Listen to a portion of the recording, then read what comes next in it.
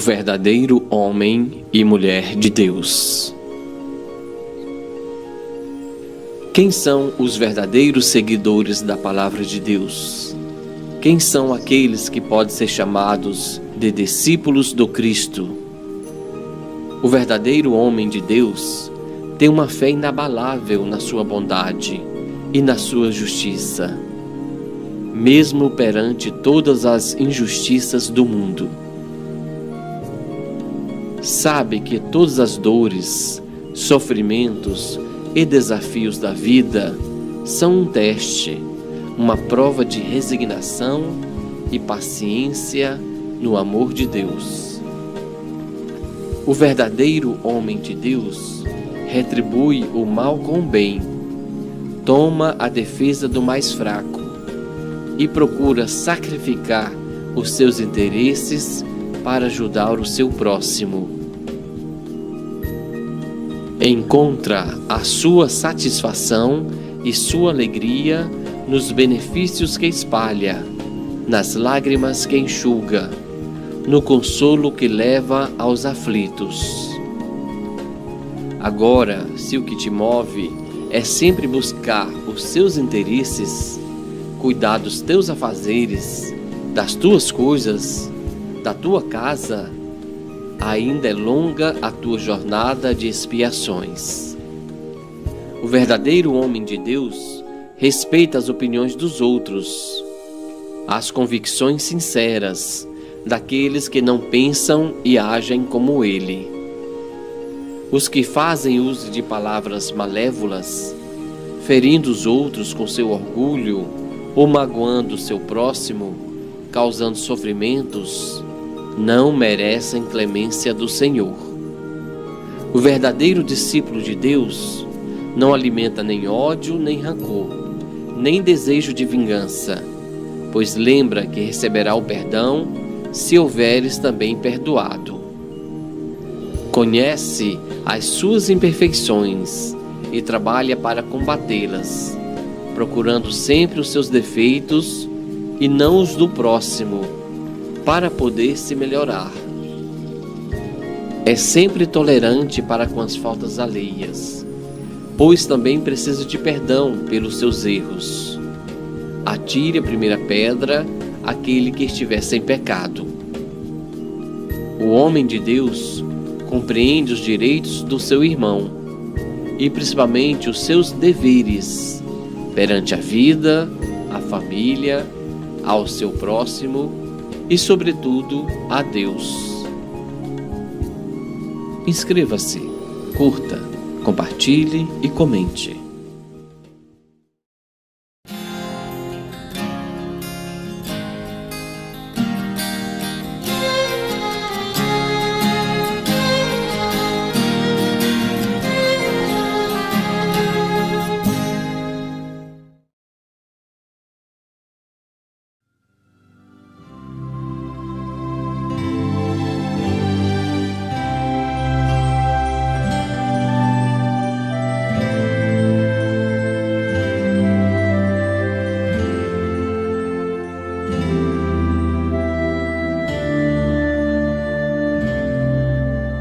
Soltei minha voz em resposta ao teu chamado, que ressoou dentro de mim como o cantar da sereia que prende e encanta. O vento sôfrego despenteou as folhas e o sol ousado bronzeou a terra, enquanto a chuva tímida retirou-se para lugares distantes. Em mim também teu canto afastou as folhas das paixões absorventes em que eu me consumia, e o calor do sol bronzeou a palidez da minha covardia. Afastaste de mim o teu cântico, a chuva de lágrimas que inundava a minha vida. Assim soltei meu canto em resposta ao teu, que me chamava no mantra do amor e alegria. Nosso encontro foi a suave melodia do amor com sentido, porque eu te amo e sou por ti amado. E porque tu me amas e eu me plenifico pelo teu amor, faremos juntos o mais belo dos cânticos, o canto da fraternidade. Respondi a tua voz e ao teu chamado, tu ouviste, porém, os meus lamentos. Agora estamos juntos, instrumento e melodia, compositor e cantor numa canção do tempo presente. Plange minhas cordas e eu só para ti cantarei.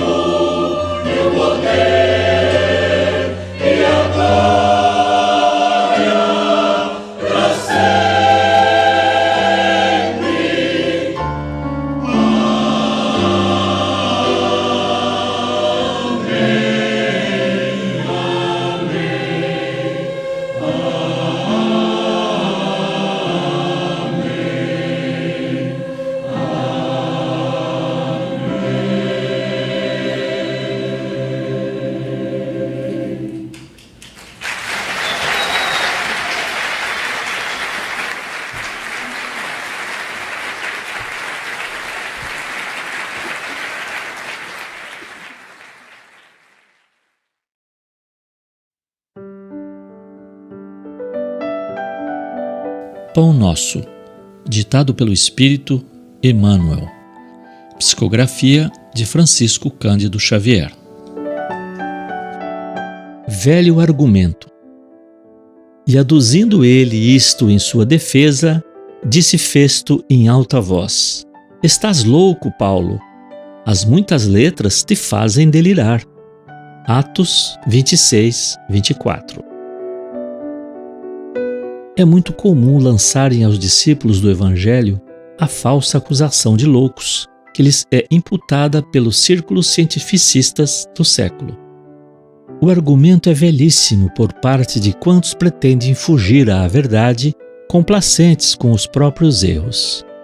Há trabalhadores que perdem valioso tempo lamentando que a multidão os classifique como desequilibrados. Isto não constitui razão para contendas estéreis. Muitas vezes, o próprio Mestre foi interpretado por demente e os apóstolos não receberam outra definição. Numa das últimas defesas, vemos o valoroso amigo da gentilidade ante a corte provincial de Cesareia, proclamando as verdades imortais de Cristo Jesus. A assembleia toca-se de imenso assombro. Aquela palavra franca e nobre estarrece os ouvintes. É aí que Pórcio Festo, na qualidade de chefe dos convidados, delibera quebrar a vibração de espanto que domina o ambiente. Antes, porém, de fazê-lo, o argucioso romano considerou que seria preciso justificar-se em bases sólidas. Como acusar, no entanto, o grande convertido de Damasco, se ele, Festo, lhe conhecia o caráter íntegro, a sincera humildade, a paciência sublime e o ardoroso espírito de sacrifício? Lembra-se então das muitas letras, e Paulo é chamado louco pela ciência divina de que dava testemunho.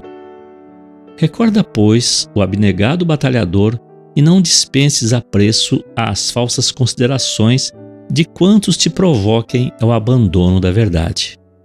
O mal é incompatível com o bem, e por poucas letras ou por muitas, desde que te alistes entre os aprendizes de Jesus, não te faltará o mundo inferior com o sarcasmo e a perseguição. Emmanuel.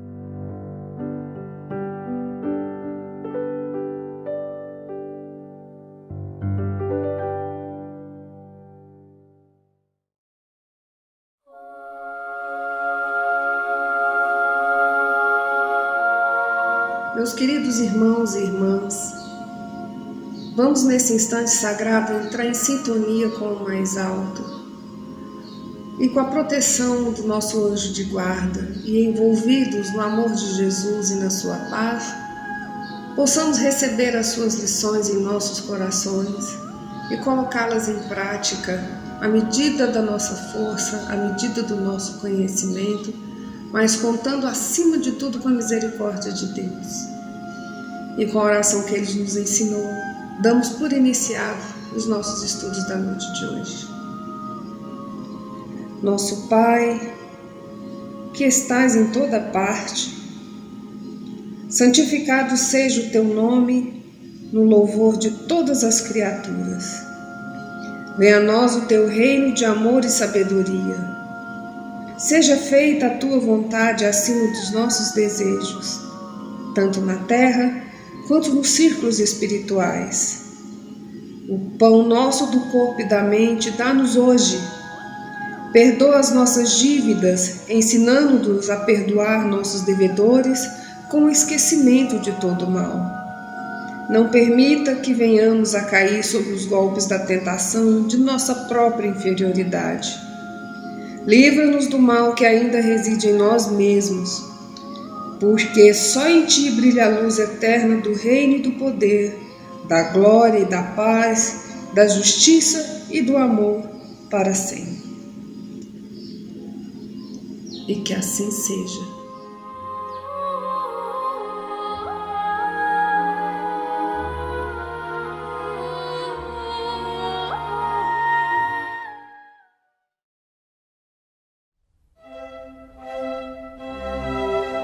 Estudando o Livro dos Espíritos com Allan Kardec.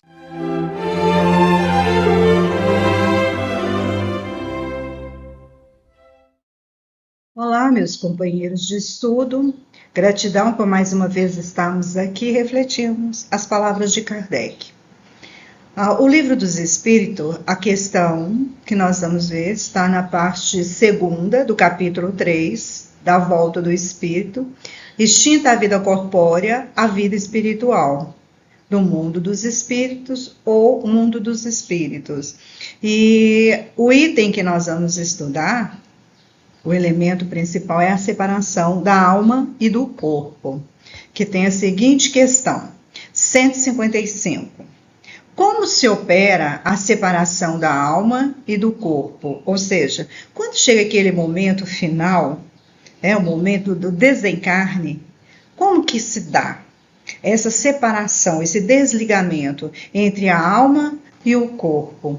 E os espíritos respondem a Kardec: roto os laços que retinham, ela se desprende, ou seja, desatam, rompe os laços. Mas Kardec, ainda querendo complementar essas orientações, essas explicações, traz mais uma questão. A separação se dá instantaneamente, por brusca transição? Haverá alguma linha de demarcação nitidamente traçada entre a vida e a morte? Ou seja, para completar, para que a gente possa entender melhor, Kardec perguntou se havia alguma linha que vai demarcar essa separação, onde começa, onde termina o corpo, onde começa e termina a alma. Se ela é separada bruscamente. E os espíritos respondem: não, a alma ela se desprende gradualmente. Não se escapa como um pássaro cativo a que se restitua subitamente a liberdade. Ou seja, ele faz uma comparação entre o pássaro, e esse instante da separação do corpo e da alma. Quer dizer, não é como um pássaro, quando você abre uma gaiola, ele sai ligeiramente, desesperadamente. Não, não é assim que ocorre. Essa separação ela ocorre gradualmente. Aqueles dois estados se tocam e se confundem, de sorte que o espírito se solta pouco a pouco dos laços que prendiam, e esses laços se desatam, não se quebram. Ou seja, no momento da separação, esses dois estados, ou seja, a alma e o corpo, eles vão se distanciando, se desligando pouco a pouco, eles não são cortados, eles não são quebrados, Então, gradativamente, eles vão se separando. Não há uma violência, uma brutalidade, eles não se desapegam brutalmente. Kardec ainda continua a nos explicar melhor essa questão. Durante a vida, o espírito se acha preso ao corpo pelo seu envoltório, semimaterial ou perispírito. A morte é a destruição do corpo somente, não desse outro invólucro que do corpo se separa quando cessa nessa vida orgânica. Ou seja, então quando cessa a vida orgânica, os órgãos já estão em falência, já não funcionam mais, e há essa separação. Na verdade, o que morre é apenas o corpo carnal, apenas o físico, porque o perispírito, ele ainda vive, continua vivendo. A observação, ela demonstra que no instante da morte, o desprendimento do perispírito não se completa subitamente, que, ao contrário, se opera gradualmente e com uma lentidão muito variável conforme os indivíduos. Ou seja, quando, naquele instante, naquele momento da morte, há uma certa gradativamente vai se separando, pouco a pouco, não é violenta essa separação. Agora, depende também, se é um pouco mais rápido, um pouco mais lento, do indivíduo que está sendo, que está nesse processo de desencarne, no processo de morte. Então, há necessidade também de verificar. Por quê? Em uns é bastante rápido, podendo dizer que o momento da morte ela é mais ou menos da libertação. Ou seja, aquele que sabe usufruir das coisas materiais com equilíbrio, porque são nos dados, né, as coisas materiais para que a gente possa sobreviver. O corpo necessita de muitas coisas materiais para desenvolver. Mas quando nós aprendemos a fazer uso com equilíbrio, né, nós nos desapegamos tranquilamente desses bens depois, porque nós sabemos que é apenas um empréstimo. A educação moral e espiritual. Então, quando se valoriza mais o espírito, se educa moralmente, se prepara, então esse desprendimento, né, ao espírito, o perispírito, ele terá muito mais compreensão desse momento da morte, então será mais rápido.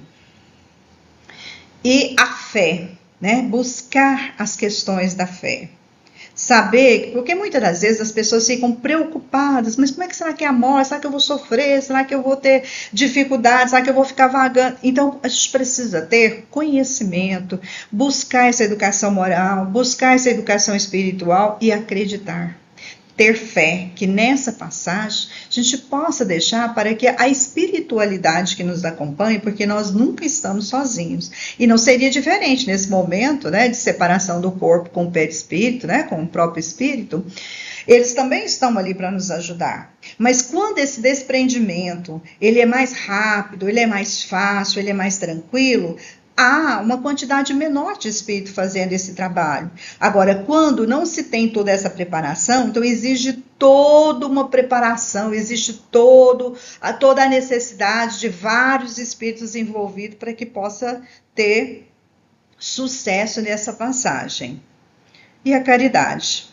Aquele que se dedica, né? Aquele que realmente faz a caridade, sabe o valor da verdadeira caridade, se dedica ao próximo, então ele não vai ficar preocupado com as coisas materiais, ele vai se educar moralmente, né? O seu caráter, tudo isso vai ajudar nesse desprendimento, nessa passagem. E certamente essa separação ela será mais rápida, será mais feliz, né? Porque ele vai entender isso como um retorno à pátria espiritual. E outros, né, naqueles sobretudo, cuja vida toda material e sensual, o desprendimento é muito menos rápido, durando algumas vezes dias, semana e até meses, sempre em proporção com a preponderância que durante a vida o espírito deu à matéria, mais penoso de ser separar-se dela. Então, aquele que está muito apegado à matéria, ele valoriza as coisas materiais, ele quer ter um bom carro ou vários carros, ele quer trabalhar muito para ter muito dinheiro, quer viajar, quer dizer, não que isso seja errado, porque é nos dado as condições para que nós possamos ter, né, equilibrar através dos bens materiais. Agora, o problema é quando ele se torna excesso, quando ele só é isso, né? Quer dizer, esquece a vida espiritual e se dedica apenas às coisas materiais. E aqui, quando ele fala também da questão do sensual, não está ligado apenas ao sexo, não. Está ligado também àqueles prazeres, aquelas coisas que nos prende, que não nos deixa fazer outras coisas, né? Está ligado também à questão dos vícios, ligado também à gula e tudo que nos leva realmente a se dedicar apenas à matéria. Então, esse realmente vai ter muita dificuldade, porque ele não quer deixar nada para trás, né? Se ele puder, ele vai querer levar tudo. Como não pode, claro que ele vai ter muita dificuldade e pode gastar de dias até meses para se desintegrar completamente do corpo físico. Então, aqui, aquelas pessoas que estão muito preocupadas com a fama, com o título, com o dinheiro, quando ele desencarnar, a dificuldade será maior, será mais lenta, mais demorada. A separação, ela se torna psicologicamente mais dolorosa no momento da morte. Aqui também é muito importante a gente pensar naquele momento de desencarne, de separação do corpo com o espírito, às vezes os próprios familiares também ficam ali pedindo, solicitando, rezando para que esse corpo, né, que essa pessoa continue, às vezes é um pai, é um filho, alguém muito querido, e às vezes as pessoas ficam ali rezando, pedindo para que ele não vá. Então a dificuldade aí se torna maior. Porque aquele que está indo no processo de desencarne, ele já tem dificuldade em relação à matéria, em desapegar da matéria. E qual se dessas pessoas que ainda ficam puxando, segurando, mais difícil se torna. Então a gente ter esse momento também de reflexão, de pensar, que muitas das vezes, quando isso acontece, né, com uma pessoa muito amada, muito querida da nossa família, às vezes a gente fica tentando segurar. Então deixar que a vontade de Deus, ela realmente ocorra. A atividade intelectual e moral, a elevação dos pensamentos, opera um começo de desprendimento, mesmo durante a vida do corpo, em que chegando à morte, ele está quase instantâneo. Ou seja, nós devemos nos preparar moralmente, intelectualmente. Quando você estuda, você adquire o conhecimento, você sabe quais são os processos de vida, de morte, da espiritualidade, que existe um processo depois que nós nos encarnamos. Quando você se prepara moralmente, intelectualmente, você mantém bons pensamentos, né? Você não fica preocupado exageradamente com o que pode vir ou não ocorrer.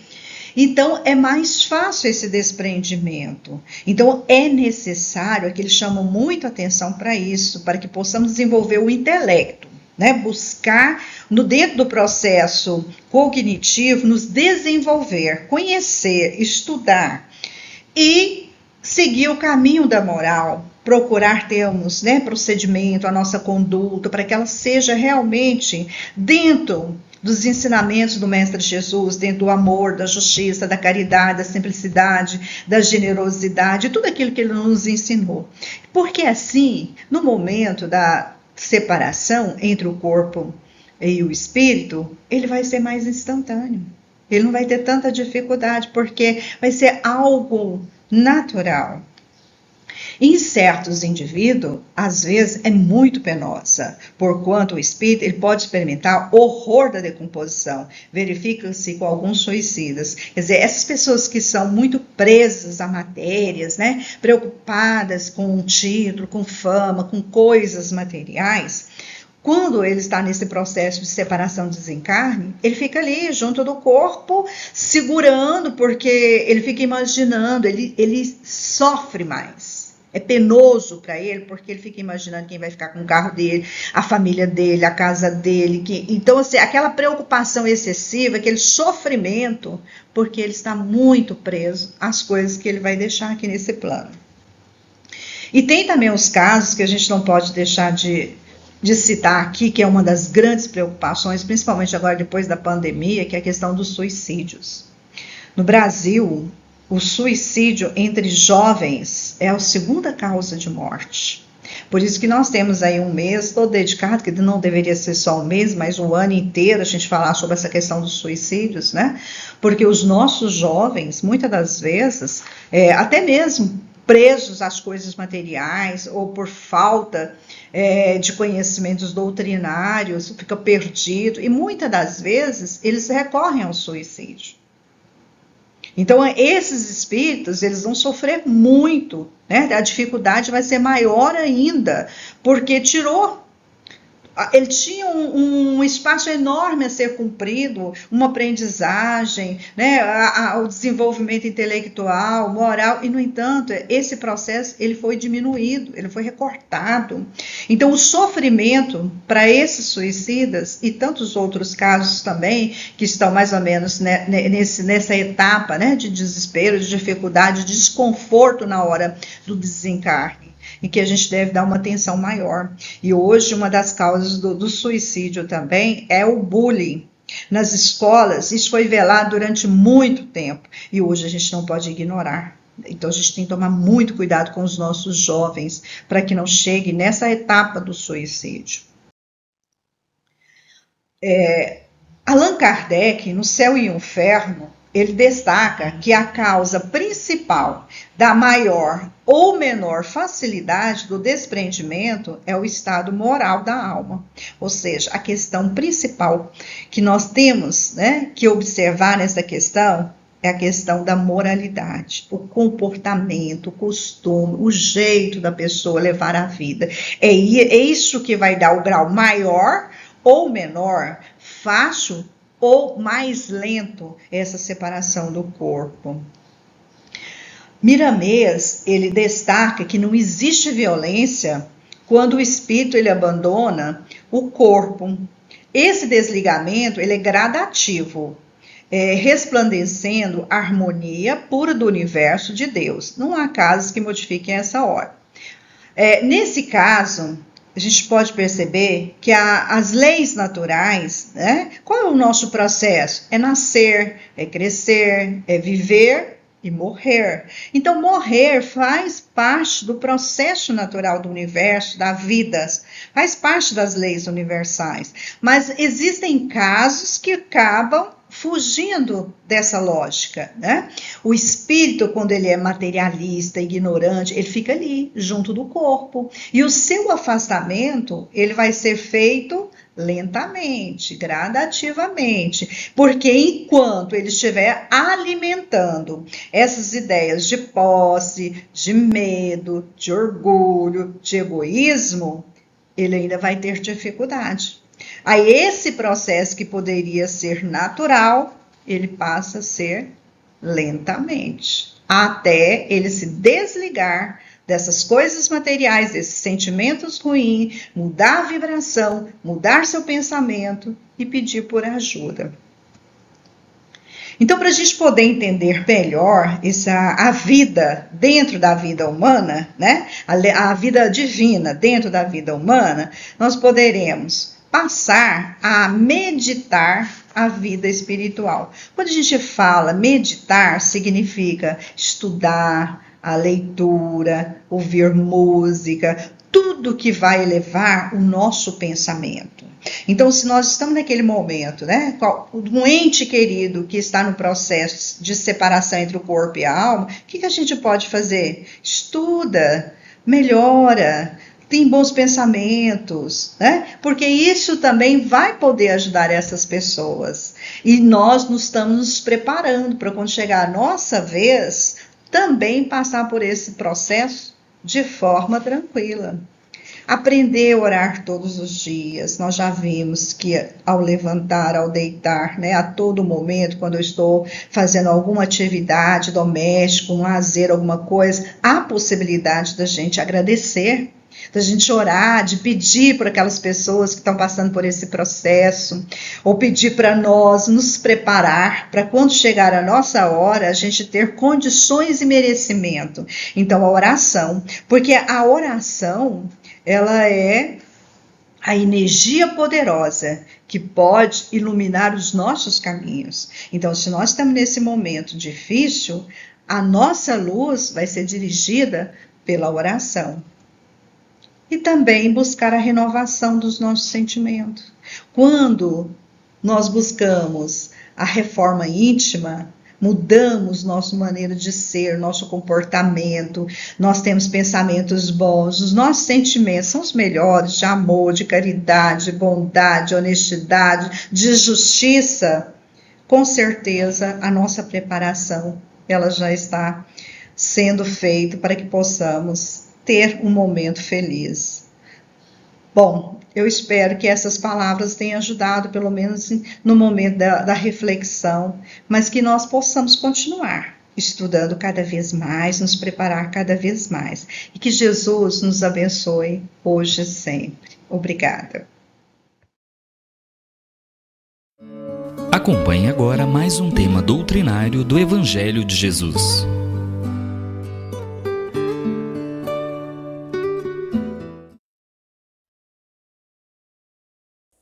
Meus amigos, boa noite. Que Jesus, o nosso Mestre, nos abençoe hoje e sempre.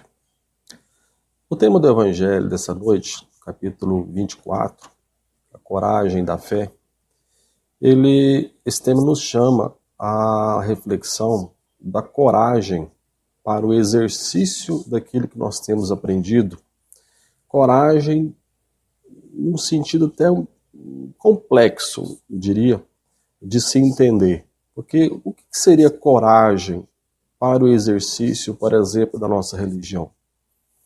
Nós hoje não temos mais que enfrentar as dificuldades de outrora, de prisão, dificuldades de sequestro familiar, em que as pessoas eram separadas da família, que não professavam religião, que eram desposadas de todos os bens, enfim, uma série de problemas que antigamente era possível de acontecer a quem tinha uma religião diferente daquela que era a oficial do Estado. Isso desde a época de Roma, ou até antes um pouco, até o início do século passado, existia ainda essa questão.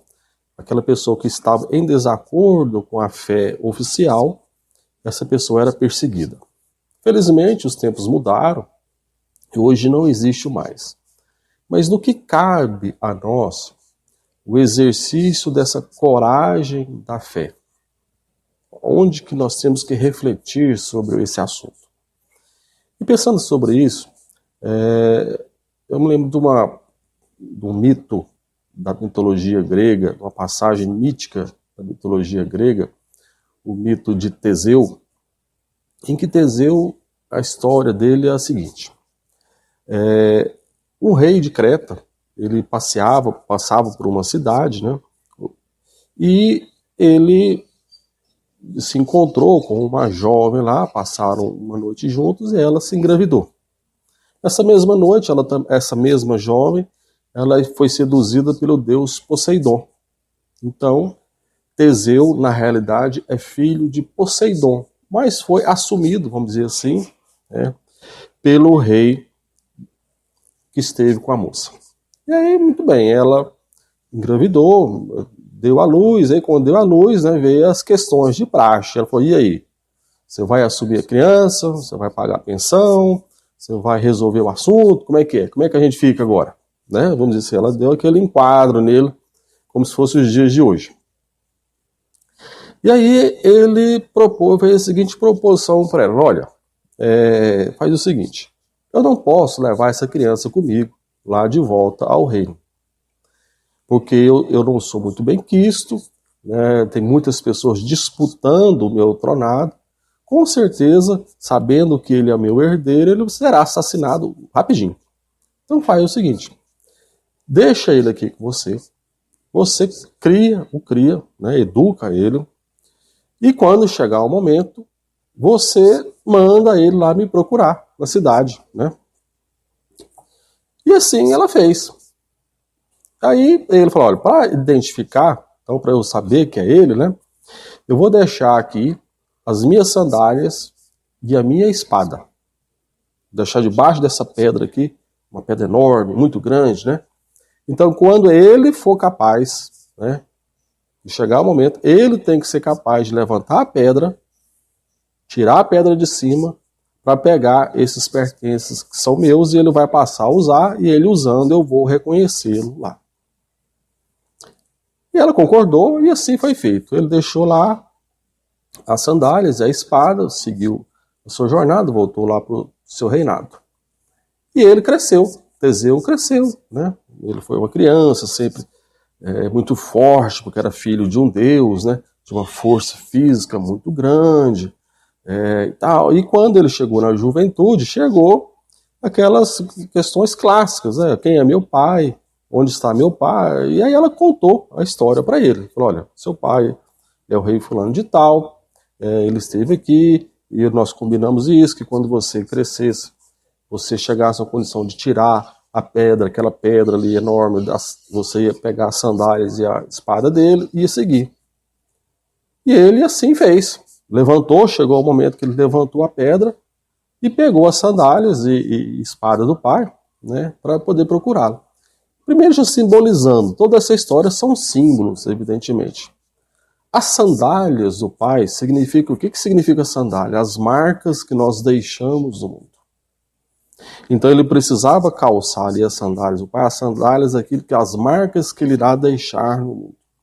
E a espada como força. A gente às vezes pode ter a noção de espada como algo ligado à morte.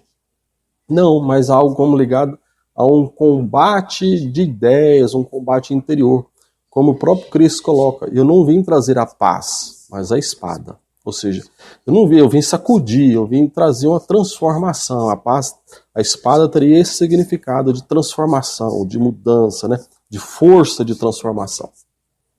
E aí onde ele morava, para onde ele iria, era uma distância, lá era uma beira-mar, o mar faz uma certa curva, né? Como se fosse uma península.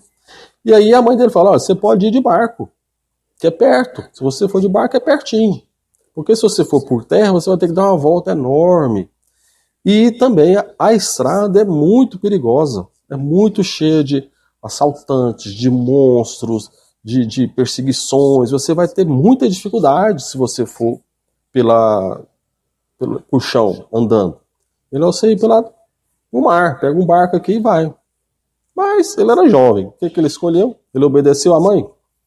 Claro que não. Ele preferiu e falou, não, mãe, eu vou por terra, que aí eu vou melhorando, eu vou transformando, e quando eu chegar lá, a minha fama já vai ter chegado na minha frente. Eu vou matar todos esses monstros que tiver e tudo, vou resolver o problema desse caminho, e quando eu chegar lá, a minha fama de corajoso já vai estar na minha frente. E aí, de certa forma, ele acaba acontecendo isso, né? Os assaltantes que tem, ele vai derrotando todos, os monstros que haviam no caminho, ele também vai derrotando, e ele vai prosseguindo nessa jornada, significando a jornada da transformação humana. Mas um desses que ele enfrenta, tem uma particularidade especial que eu gostaria de trazer, que é Damastes. O que era Damastes? Damastes era um gigante, né, um ser, uma pessoa muito grande, muito forte, né? E ele ficava no local, que era um caminho, onde todos tinham que passar por aquele caminho. Não tinha outro lugar, todo mundo tinha que passar por ali. E aí, Damastes tinha uma cama de ferro. E ele falava o seguinte, olha, eu vou colocar você na cama, se você for do tamanho da cama, eu deixo você passar. Se você for do tamanho diferente da cama, aí a gente vai ver o que vai fazer. Então todo mundo que chegava naquele ponto, ele colocava na cama. A pessoa era mais curta, mais baixa do que seria a cama, ele esticava a pessoa, né? Ele pegava a pessoa para esticar, para ficar do tamanho da cama. Se a pessoa era mais alta, ou seja, a pessoa maior do que a cama, ele colocava e cortava da pessoa o que sobrava da cama. Então, em síntese, ninguém passava ali. Ou seja, porque todo mundo morria, porque ninguém cabia exatamente naquela cama. O que significa isso?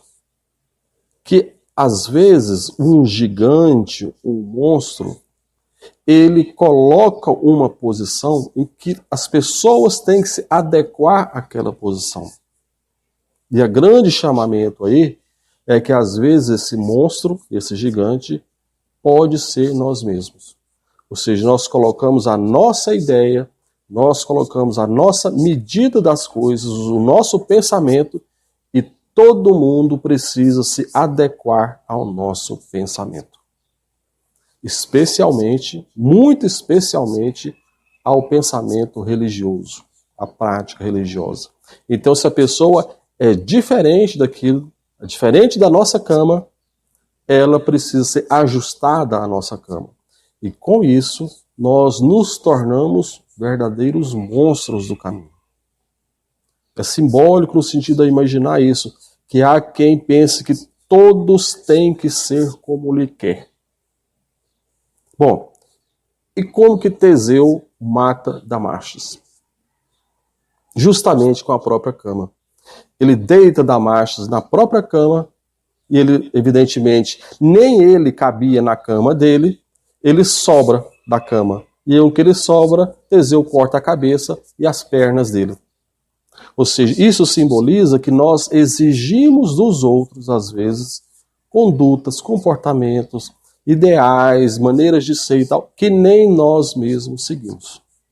Por isso que, especialmente dentro da ideia religiosa, e quando se fala em coragem da fé, nós temos que refletir sobre isso. Se às vezes nós não estamos interpretando como coragem o nosso ímpeto de exigir das outras pessoas que elas sejam conforme a nossa régua.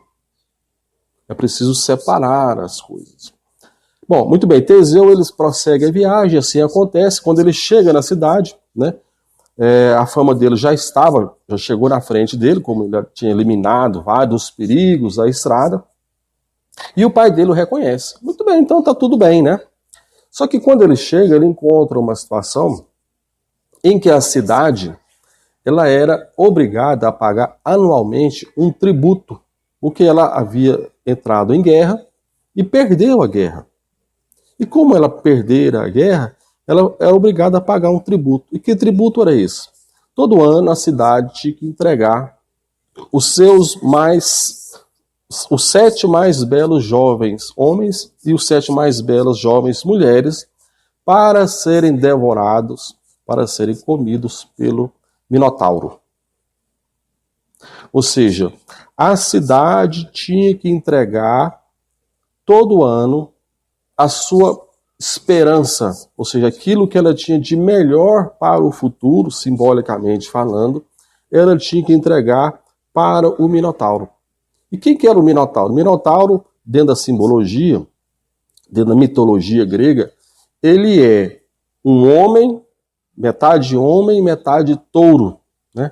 Fruto da união ali do rei Midas, né, com a sua rainha. Ela se apaixonou por um touro, devido à cobiça do rei Midas. A história é um pouco comprida, mas, enfim, vamos dizer assim, os pais do touro, metade homem, metade animal, seria o rei Midas, que simboliza a soberba, a ganância e tudo mais, e a sua mãe, que simboliza justamente a luxúria. Ou seja, então e esse metade homem, metade animal, significa justamente aquele ser humano, aquela pessoa que é dominada pelo animal, pela carne, que vem da luxúria, simbolizando os prazeres carnais em todo o seu aspecto, não apenas o aspecto sexual, como também a soberba, o egoísmo, a ganância do seu pai, simbolizando todo o nosso aspecto à matéria. Então, todo ano, a cidade, vamos entender como sendo nós, a comunidade, tem que entregar o seu melhor em relação ao futuro para serem devoradas pelo símbolo da animalidade. Isso simboliza exatamente nós mesmos, que entregamos, às vezes, o melhor de nós ao mundo material. E aí Teseu, quando vê aquela situação, ele não era obrigado, ninguém chamou, ninguém falou para ele ir, né? Os jovens já estavam lá escolhidos, ele falou, não, eu vou lá e vou matar o Minotauro. Só que o Minotauro, ele vivia dentro de um labirinto. Para a proteção, vamos dizer assim, de todos e do próprio Minotauro, ele foi colocado pelos seus pais dentro de um labirinto que ninguém conseguia sair. Então, mesmo que Teseu matasse o Minotauro, ele estava, de certa forma, fadado à morte, porque ele não conseguiria sair, né, do abismo. E aí, Ariadne, né, que vivia ali também no palácio, ela fez a seguinte proposta para Teseu. Falou, olha, Teseu, você vai para lá? Não, eu vou. Ele já estava determinado aí. E ela, admirada com aquela coragem, ele falou, vamos ver o seguinte, eu vou te dar uma solução para você sair do labirinto, e quando você sair, você se casa comigo. E ele concordou, ok. E o que ela fez? Ela pegou um novelo de lã e deu para ele e amarrou, né, na entrada do labirinto e falou, olha, você vai andando e vai soltando aqui o novelo, na volta você só vem seguindo, né, a lã. E assim aconteceu. Teseu, então, ele vai lá, mata o Minotauro, volta pelo fio e liberta a cidade daquele cativeiro, daquela situação, daquela obrigação. Qual o aspecto simbólico disso? Quando ela propõe a ele a levar um novelo de lã, o novelo de lã significa aquilo que vai nos guiar nos labirintos. O que é o labirinto? A própria vida. A própria vida, às vezes, carnal, nós vivemos no mundo carnal, através do esquecimento, que pode se tornar um labirinto para nós. Por quê? Porque a carne exige, né? Exige de nós as demandas do próprio corpo, os valores, aquilo que nós temos do passado, né? As nossas paixões, as nossas dificuldades, tudo aquilo que a gente tem de ruim lá do passado ecoa aqui no presente através da carne. Então acaba se tornando um labirinto. E esse novelo de lã, que nós vamos desfiando a nos guiar, né, a servir para nós, é algo tão frágil, mas por outro lado também tão forte, são as nossas convicções elevadas. A nossa convicção no Evangelho, no amor de Jesus, na igualdade das criaturas, no poder do bem, da oração, são o nosso guia, a nos guiar pelo labirinto da vida. Porque muitas vezes nós nos perdemos no labirinto da vida por falta de orientação, por onde que eu vou, por saber o que é ideal, né? Quais são os verdadeiros valores, né? Alcione, no livro Renúncia, ela tem uma passagem muito boa que ela diz o seguinte: aprendi cruelmente que não pode haver paz fora do dever cumprido, e que não há alegria sem a aprovação da consciência tranquila. Então o Teseu mostra pra gente, dentro dessa simbologia dele, em que ele não tinha obrigação nenhuma de ir, mas ele foi lá simplesmente cumprir o seu dever que ele tinha no coração. É minha obrigação libertar a cidade. Assim nós trazemos dentro de nós deveres que só nós sabemos. Eu tenho comigo que a minha obrigação é essa aqui a fazer. E ele não temeu. Falou assim, mas você não vai conseguir sair do labirinto. O Minotauro mata todo mundo. Ou isso, eu falei, como diz, não importa, eu vou. É a coragem da fé. Ou seja, aquilo que pode acontecer não é mais importante do que o cumprimento do meu dever. Há um ponto também muito importante, a gente lembrar do livro Há 2000 anos, só lembrando a história muito rapidamente. O que é a história de Há 2000 anos? Existe uma família romana que se passa na época da vida de Jesus, um senador romano, sua esposa e seus 2 filhos, e a filha desse casal, ela tinha lepra em Roma. Então eles, procurando todo tipo de auxílio, não encontraram, foram para a Galileia em busca de um clima melhor, né, uma condição climática melhor, que pudesse favorecer a cura da menina. Bom, e lá, a esposa Lívia ouve falar dos ensinamentos de Jesus, dos milagres do Cristo.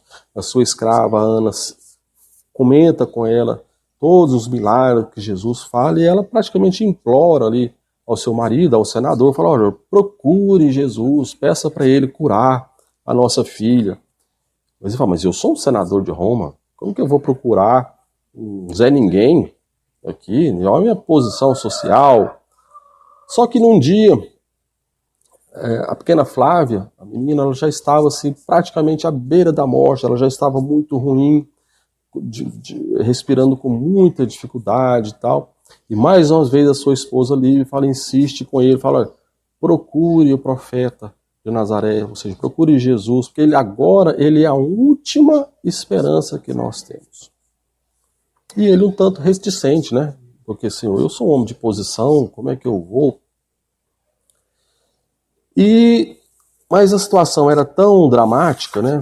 Assim, a situação tão difícil, que a menina já estava ali à beira da morte, e a esposa insistindo, ele vendo o desespero de todo mundo. Aí ele fala, então faz o seguinte, amanhã eu vou caminhar pelo final da tarde, como quem não quer nada, como se eu estivesse simplesmente caminhando, estivesse andando, ali pelo local onde ele costuma ficar. E aí eu encontro ele casualmente. Aí não fui eu que fui procurar ele, né? Foi um encontro casual, né? Vamos dizer assim. Então eu estou mantendo as aparências, né? Eu não fui procurar Jesus, apenas eu encontrei por acaso ali, e a gente conversa e eu falo com ele. E aí sua esposa viu que não ia sair muito além daquilo, né? Falou, então tá bom, faça isso e tal. Aí assim aconteceu. No outro dia, à tardezinha, ele começa a andar ali pela cidade, por onde Jesus costumava fazer as suas pregações, a caminhar e falar, e fica por ali e tal. E ele entra num estado meditativo profundo, lembrando de sonhos que ele houvera tido, que lembrava de encarnações passadas, de tudo, de maldades que ele havia cometido, de, né, assim, alguma sensação estranha começou a envolvê-lo, e aí, sem que ele percebesse, de repente ele estava na frente de Jesus. Só que Jesus fala para ele o seguinte: senador, por que me procuras? Por que o senhor está me procurando, né? E Jesus, antes de ele falar nada, o próprio Cristo já pergunta por que ele estava procurando, né? E aí Jesus continua: fora melhor que me procurasses publicamente e na hora mais clara do dia, para que pudesses adquirir de uma só vez e para toda a vida a lição soberana da fé e da humildade. Mas eu não vim ao mundo para derrogar as leis supremas da natureza, e venho ao encontro de teu coração desfalecido. Jesus falou: por que você não me procurou na hora mais clara do dia? Para que esse disfarce? Para que essa enganação, né? E naquele momento que o senador Públio estava ali com Jesus, ficou um duelo na sua cabeça. A vontade, pelas sensações que ele estava sentindo ali, de aderir ao cristianismo, vamos dizer, não nessas palavras, mas seguir os ensinamentos de Jesus, né, porque ainda não havia ali um cristianismo ainda, mas seguir os ensinamentos de Jesus, de humildade, de igualdade entre as pessoas, de igualdade entre as classes sociais. Mas, por outro lado, havia um combate. Ele fala: não, mas você é um senador de Roma, um homem poderosíssimo, como que você vai se sujeitar a isso? Então ficou esse conflito. Por isso que Jesus fala: olha, você escolhe, ou você muda a partir de agora, ou então somente após séculos e séculos de sofrimento para ver essa transformação. E Emmanuel, no caso, o senador Públio Lentulus, ele, devido à sua posição social, devido aos valores que ele deveria abandonar, então ele prefere, fala, não, ele acha que isso é besteira, que ele deveria continuar na sua posição, né, vamos dizer assim, de senador romano. Jesus cura a filha dele, explicando para ele claramente: olha, a sua filha vai ser curada pela fé da sua esposa, porque a fé pode muito mais do que você possa imaginar. O encontro se encerra ali, mas fica na cabeça dele exatamente esse encontro para sempre. Que ele podia ter escolhido aquele momento de renunciar às vaidades do mundo, as vaidades de se achar superior, de se achar melhor, que os escravos são, na verdade, animais que falam, não são gente, são animais que falam. Né? A visão romana, e de todos os povos, né, daquela época, que os escravos não são gente, são animais que falam. Essa visão que então todos somos filhos do mesmo pai, isso ele considerou demais para ele. E realmente, conforme o que coloca Jesus, somente após séculos de sofrimento, de dificuldades, ele pode resgatar o seu eu interior, né, e se transformar no Emmanuel que nós conhecemos. Mas o que mostra todas essas passagens é que a vida sempre vai nos colocar desafios. Assim como Teseu teve que vencer vários monstros até chegar à sua cidade, a cidade do seu pai. Assim como Emmanuel teve que vencer tudo isso, a vida nos colocará desafios para mostrar a nossa educação interior, a nossa transformação.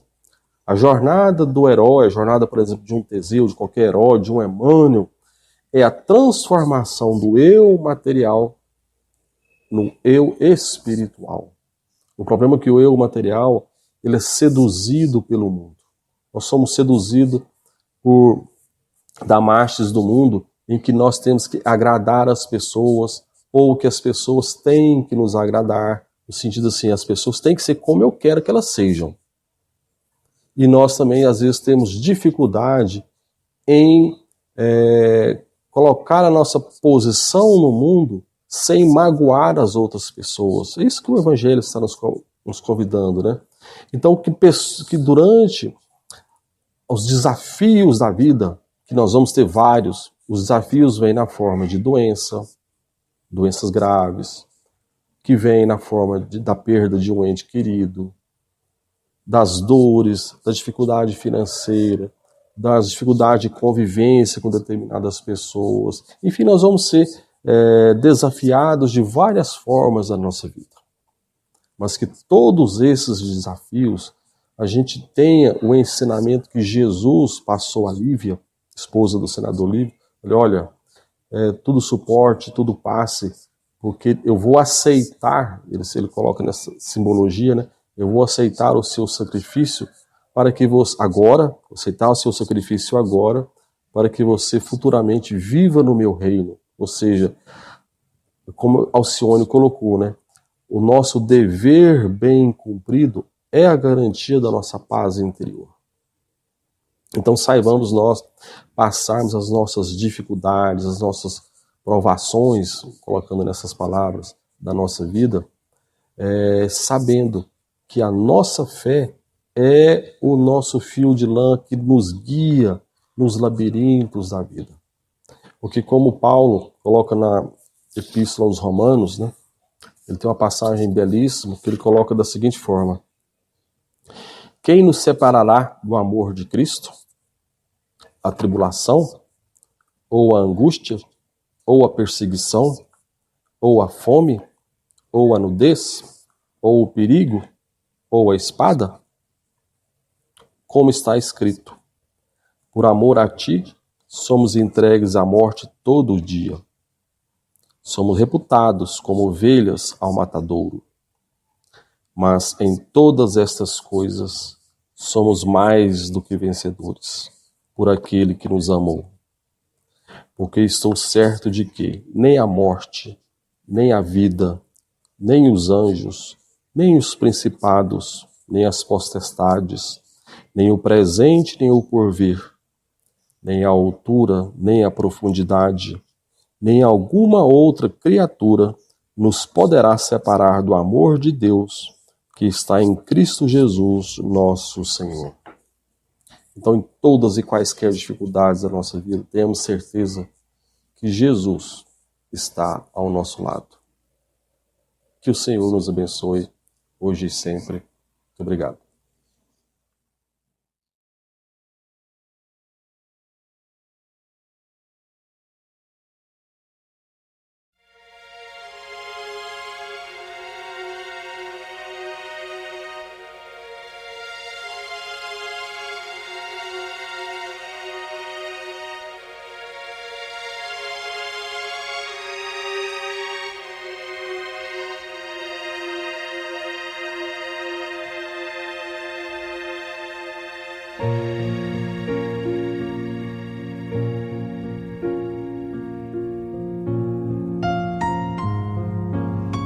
Queridos irmãos em Cristo, nesse momento de suave meditação, pedimos a presença de espíritos amigos para esse passe. Senhor de infinito poder e bondade, ajudai-nos a retirar da nossa mente todos os pensamentos negativos que se encontram alojados em nossa alma, fruto da nossa condição de ser imperfeito. Que ideias de vingança, pensamentos inferiores e egoístas sejam afastados da nossa mente. Que os desequilíbrios emocionais, ansiedade, impaciência e estresse sejam corrigidos, visando uma nova harmonia do nosso ser. Que todas as doenças alojadas em nosso corpo tenham seu mecanismo de enfermidade interrompido no nosso sistema de defesa orgânico e inicie a revitalização da nossa saúde. E assim, meu Pai Celestial, com suas bênçãos e as energias luminosas e curativas de seus missionários, possamos receber as melhores vibrações energéticas através deste passe e que essas vibrações venham em forma de ideias edificantes, de otimismo, alegria e nos fortaleça para o perdão, a paciência e a serenidade necessárias à resolução de nossos problemas e provações. Peço, Senhor, que nos ensine a viver um dia de cada vez, que nos oriente a superar os traumas do passado e guardar apenas as lições valiosas, tanto de experiências felizes como as dolorosas. Também, Senhor, permita o cuidado necessário para controlarmos o medo diante do futuro que ainda está fora do nosso alcance. Que possamos aproveitar a beleza e o sabor dessa existência em cada momento sagrado que o Senhor nos permite viver, com sabedoria, discernimento e entusiasmo pela vida. Que nessa jornada terrena possamos aprender a nos elevar espiritualmente um pouco a cada dia, sempre seguindo os conselhos do Cristo. E que o espírito de fraternidade, o amor de Deus ao próximo e a nós mesmos sejam a base do nosso comportamento e a prática da caridade e do perdão a nossa conduta diária. E dessa forma possamos ser merecedores das suas bênçãos, nos fortalecendo e curando nossas enfermidades por sua intercessão misericordiosa. Em nome de Jesus, agradecemos por tudo que recebemos até o dia de hoje, rogando mais uma vez a tua proteção, o teu amor e a tua paz.